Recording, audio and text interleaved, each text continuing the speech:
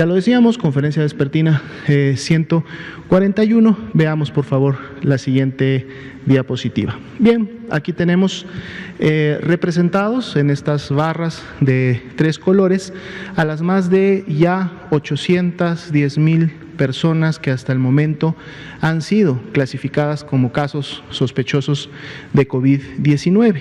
No todas ellas se han confirmado. De hecho, tenemos 388,636, que son las que están representadas en las barras de color lila oscuro, que han dado ya negativas a la prueba, y son 338,913 las barras de color café claro, que están hasta la parte inferior, las que han dado positivas a la prueba y por lo tanto se convierten en los casos confirmados acumulados hasta el momento que tenemos en todo el país.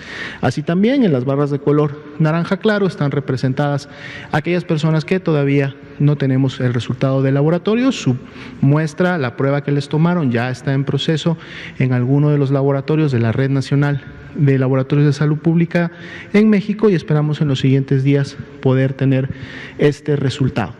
Si vemos la siguiente diapositiva, vamos a ver precisamente un poco cómo se están comportando las tendencias ahora de lo que son los casos estimados. Siempre recordamos a la audiencia que los casos estimados son todos los casos que ya han sido confirmados por laboratorio, pero además a estos le sumamos los casos aún sospechosos que por el porcentaje de positividad precisamente estimamos van a ser confirmados, y entonces ya tenemos un número que nos acerca un poco más a la realidad de lo que estamos viendo en la epidemia en México. La primera línea, que es la azul clara, que está hasta arriba, es precisamente cómo se ha comportado esta curva y por lo tanto podemos ver algunas de sus tendencias de los casos estimados, es decir, estos 380,469. Durante la semana vimos que habíamos tenido algunos incrementos. Empezamos la semana con un incremento de más 10, luego lo tuvimos de más 12, el último fue de más 14, el día de hoy está en más 15% y estamos con la gráfica representada hasta la semana 27. El día de hoy termina la semana 29, mañana iniciará la semana epidemiológica número 30, por lo tanto el día de mañana, en la conferencia de esta misma hora, estaremos ya viendo los datos de la semana 28 y entonces vamos a ver si estas tendencias se mantienen de esa manera, han disminuido o están en algún tipo de estabilidad. Una buena noticia es que la línea verde, que representa a las personas que se han recuperado de la enfermedad, continúa con una tendencia ascendente y además paralela en relación a la pendiente de la de casos confirmados. Esto quiere decir que en la medida que se van confirmando casos o personas se están enfermando de COVID, también se están recuperando y aquí también tenemos un incremento de más 14%.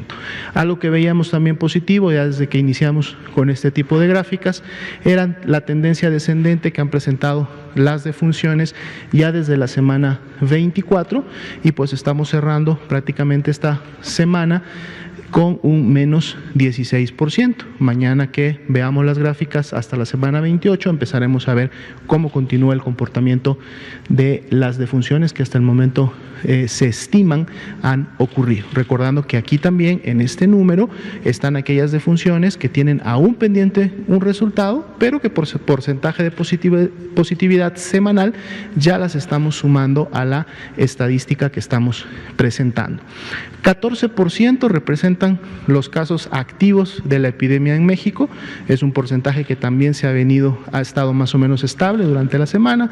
Algunos días bajó a 13, estuvo en 14, hoy está en 14 y es realmente las personas que en los últimos 14 días han iniciado con síntomas de la enfermedad y por lo tanto son las que todavía en este momento pudieran representar o representan el motor de la epidemia, es decir, de donde todavía pueden generarse nuevos contagios y por lo tanto mantenerse la transmisión en las diferentes entidades federativas. Pasemos a la siguiente diapositiva, donde actualizamos precisamente la ocupación y disponibilidad hospitalaria. Prácticamente hemos visto durante toda la semana a los estados de Tabasco, Nuevo León y Nayarit, que han sido los estados que han tenido la mayor ocupación en el tema de camas generales. Se está trabajando con ellos de manera también muy puntual con el estado de Tabasco. Si ustedes recuerdan, había tenido solamente disponibilidad que había llegado hasta un 14, un 12%.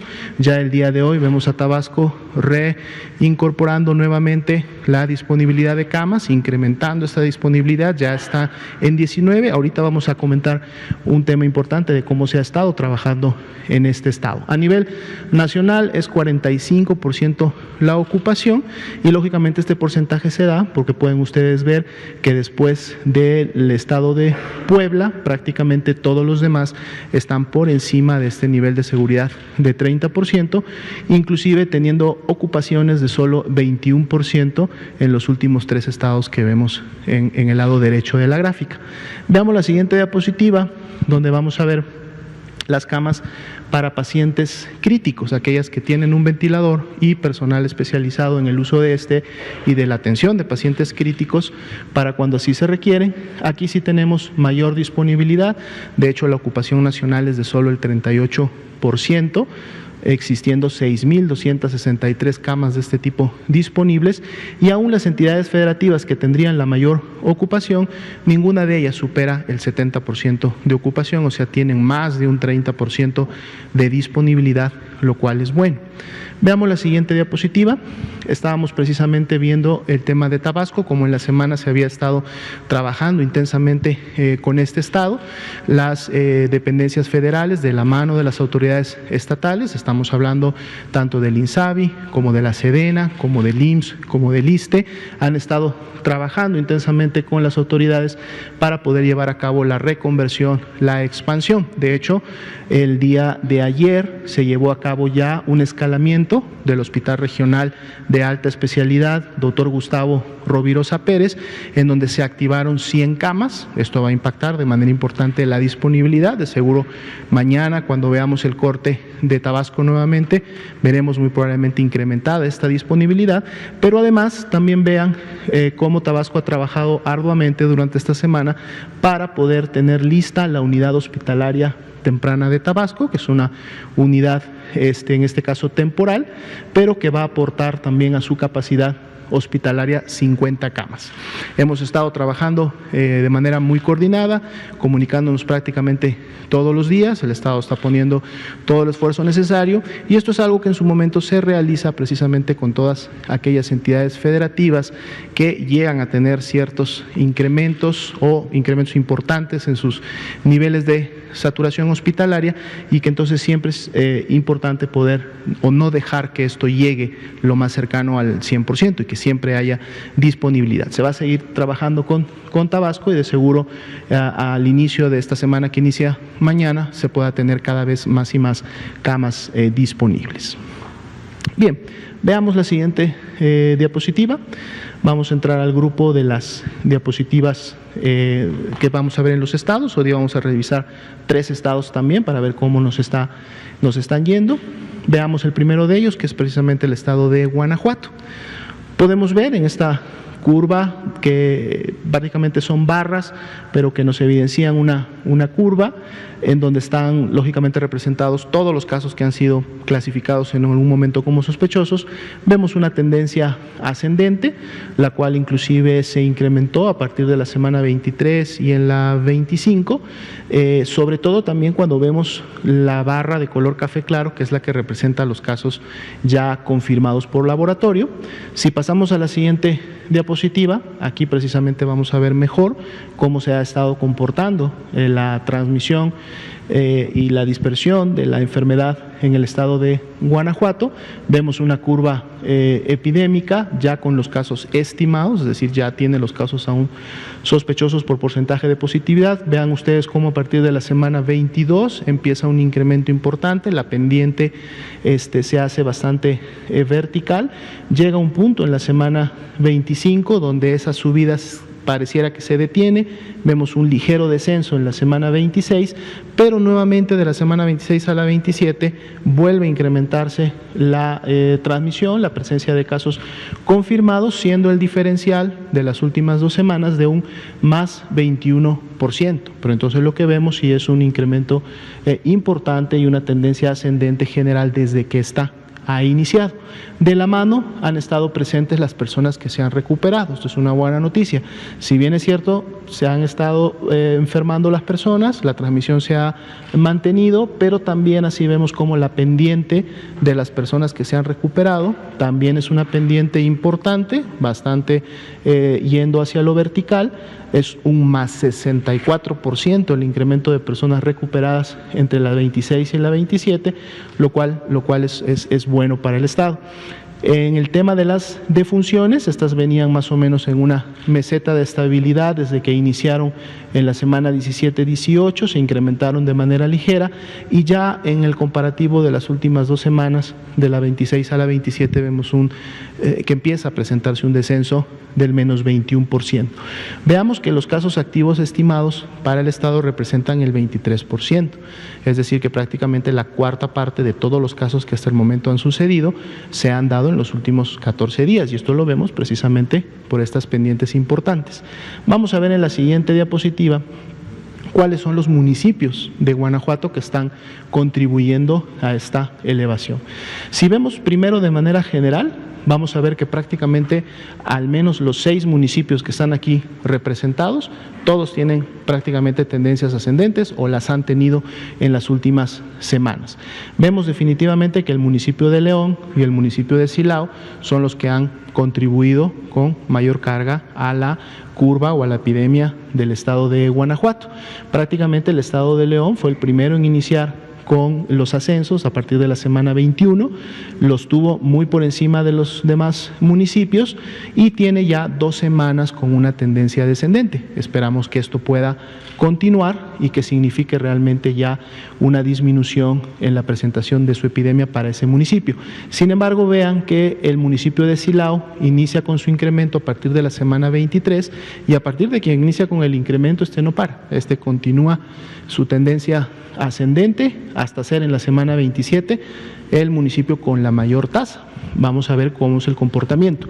Otros municipios como son Salamanca, Irapuato, Guanajuato y Celaya tienen una menor tasa por 100,000 habitantes, sin embargo también a partir de la semana 22 y 23 iniciaron con su tendencia ascendente y esta no ha disminuido, ¿no? Entonces esto lógicamente nos lleva a hacer un llamado a la población de Guanajuato, específicamente de los municipios que acabamos de ver, que sepan que en este momento están en una fase ascendente de la epidemia, que sus tendencias todavía van para arriba, lo cual entonces es un llamado precisamente para que continúen aplicando y poniendo en práctica las medidas de sana distancia y todas aquellas que están dirigidas a poder evitar los contagios. Vean cómo la ocupación de camas general para el Estado es del 61%, o sea, eso está yendo un poco de la mano de lo que estamos viendo en relación a la transmisión. 61% está solo a 9 puntos de llegar a este límite de seguridad que decíamos que era el 70%, por lo tanto esto también es un indicador que se estará monitoreando de manera muy puntual estos siguientes días para evitar que esto en su momento llegue a un porcentaje importante de ocupación. En el tema de las camas con ventilador, aquí está un poco más holgado, 23%, lo cual quiere decir que hay una buena capacidad todavía para responder a los pacientes críticos. Veamos la siguiente diapositiva, que es precisamente la animación que estamos viendo. Aquí está, semana 11, 12, empiezan a haber municipios todavía con la intensidad más baja, 15, ya en la 16 vemos que es mucha mayor la dispersión, empiezan ya a pintarse algunos municipios con mayor intensidad, aquí prácticamente el 80% ya tiene transmisión, 23 ya la intensidad es mayor, 25 ya tenemos en los niveles más altos y esta es la última donde vemos que prácticamente todo el estado de Guanajuato, todos sus municipios ya tienen algún grado de transmisión y los primeros en iniciar son los que precisamente están llegando a la mayor tasa.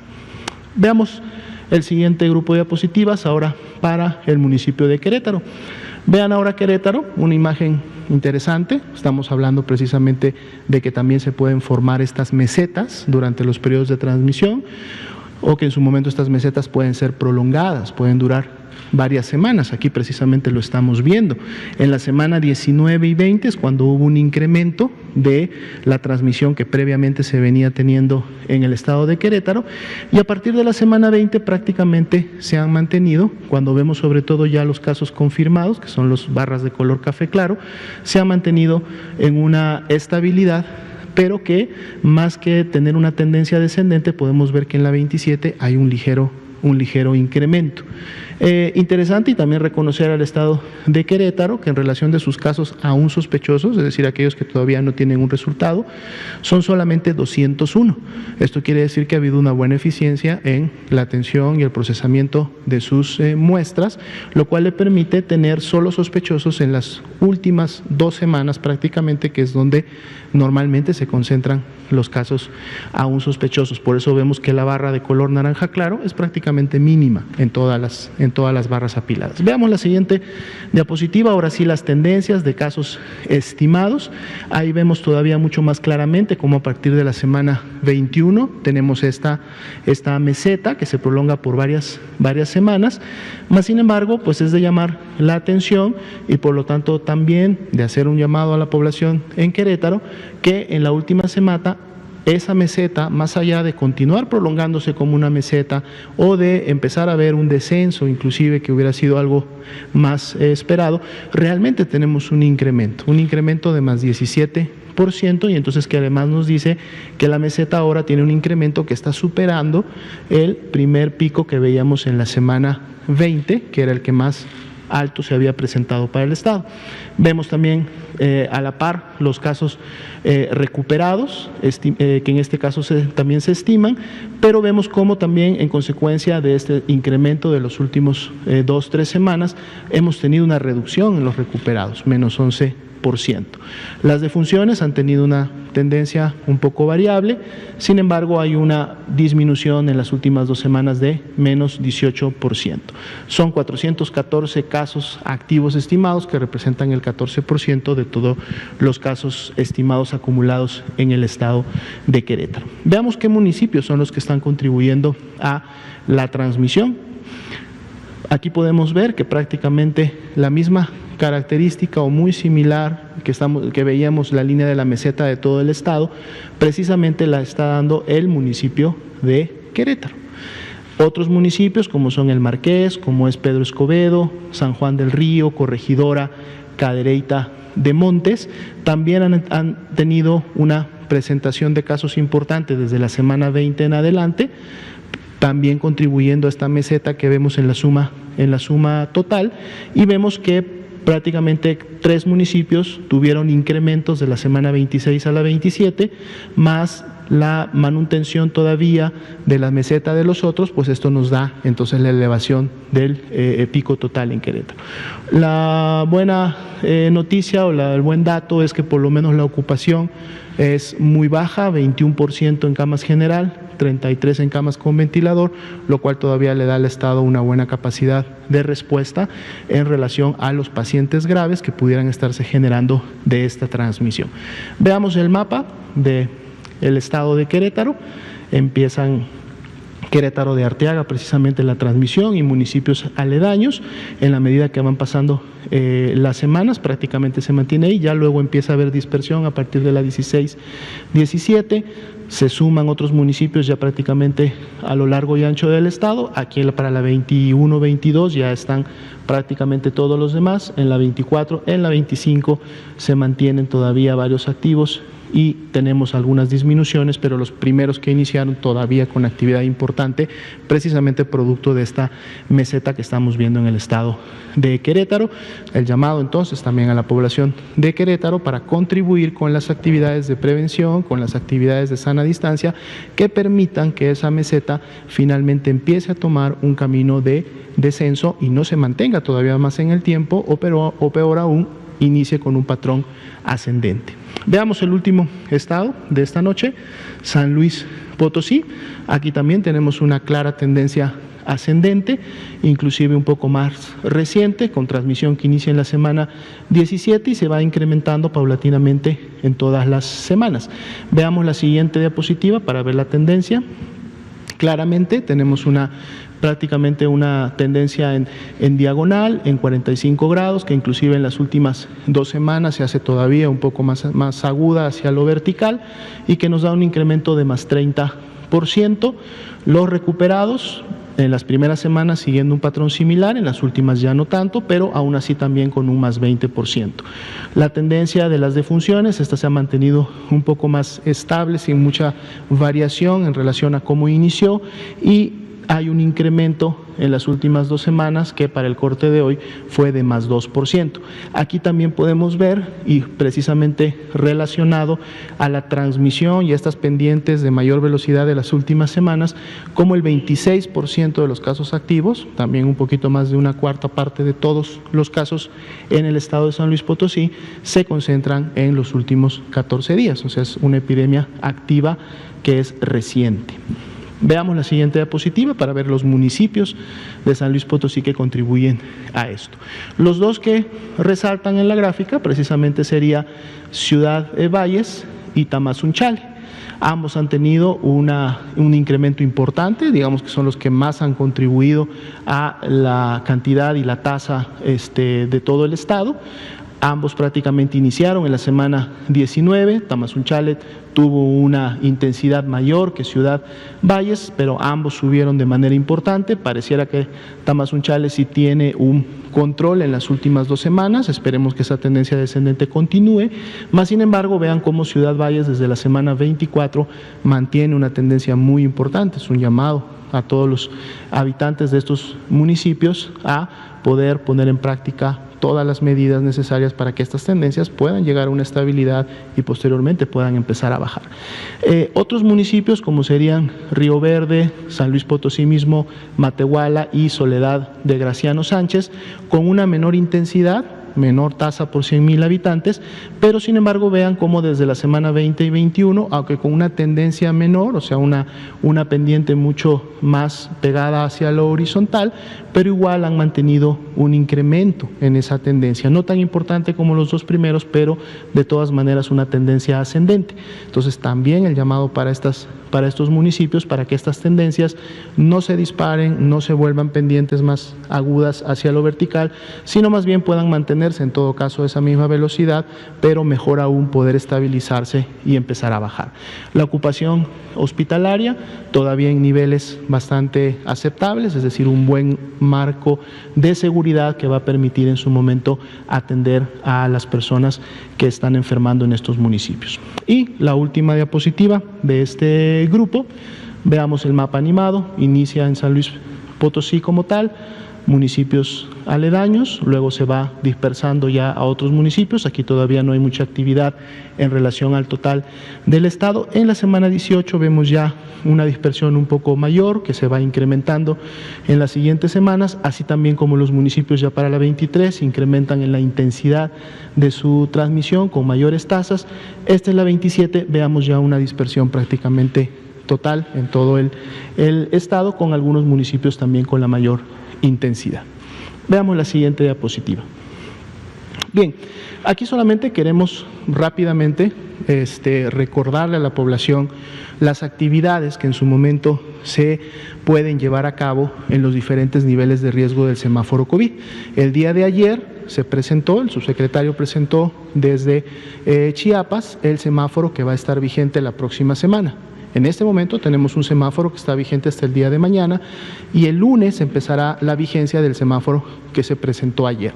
Sin embargo, en ambos casos, los 2 niveles de riesgo que tenemos para el semáforo es el máximo, que representa el rojo, y el alto, que representa el naranja.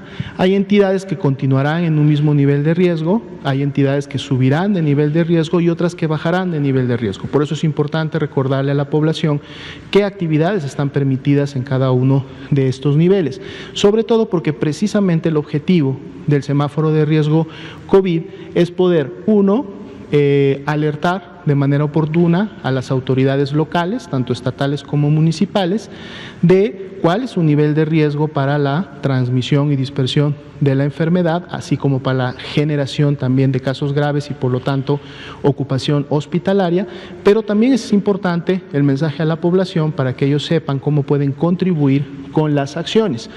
En este punto es muy importante recordar que bajar de un nivel máximo, que es el rojo, a un nivel alto, que es naranja, no significa que ya podemos volver a hacer de todo. Los estados que están bajando de un rojo a un naranja no significa que ya la epidemia se terminó, no significa que ya podemos regresar a hacer todas las actividades que anteriormente se realizaban o que ya podemos nuevamente salir al espacio público sin ningún tipo de protección. No, recordemos, ambos niveles nos están hablando de niveles importantes de riesgo. Uno es máximo y el otro es alto. Es simple y llanamente una diferencia sencilla que permite en un momento poder reactivar algunas actividades controladas en el espacio público, pero el riesgo continúa todavía siendo alto, y esto es importante que se entienda. Todavía tengo un riesgo alto en el nivel naranja, por lo tanto todavía, y inclusive en los otros dos niveles hacia abajo, amarillo y verde, tengo que seguirme cuidando, tengo que seguir acatando las instrucciones de las autoridades locales, tengo que seguir tomando todas las medidas de protección para evitar enfermarme. Por eso ustedes van a ver que en los colores naranja no es que hay una apertura ya de las actividades o que pueden regresar a realizarlas como se hacían antes, no. Hay cierta apertura de actividades, pero estas están controladas con porcentajes de aforo. Algunas tienen un poco más de aforo, otras tienen menos porcentaje de aforo, y algunas, como por ejemplo los juegos profesionales en estadios, aún en ambos colores permanecen cerradas, no hay ninguna actividad posible. Y si vemos la siguiente diapositiva, aquí todavía aún más, los aforos permitidos en el color naranja son mínimos, 25% en cines, teatros, museos y eventos, 25% solamente en centros comerciales, 25% solamente en lugares de culto. Esto no significa entonces la reactivación inmediata, total, completa de estas actividades, no, 25% es solo una pequeña proporción para poder empezar a regresar a las actividades del espacio público. Y vean ustedes cómo otros escenarios y otros espacios, como son precisamente las reuniones masivas, como conciertos, congregaciones de gran cantidad poblacional, así como bares y similares, aún en los dos colores, tanto el rojo como el naranja, continúan cerrados. Entonces, esto también es un llamado a la población, a los que actualmente están en nivel de riesgo alto naranja y a las que el próximo lunes iniciarán en el nivel de riesgo alto naranja. Esto no es un llamado a una reactivación de todos los espacios públicos y una reactivación de todas las actividades. No, hay que hacerlo en la medida de lo posible, con todas las precauciones y de manera muy paulatina, mientras nos encontremos todavía en riesgos máximos y en riesgos altos.